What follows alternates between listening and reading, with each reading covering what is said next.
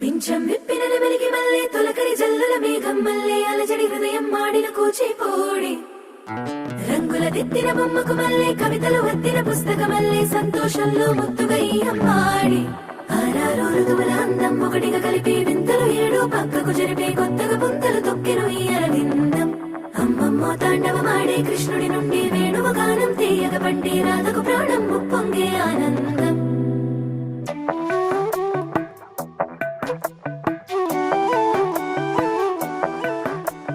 మధురము కదా ప్రతొక నడక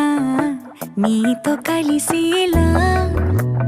తరగని కథ మనదే కనుక మనసు మురిసినిలా ఉసురేమో నాదై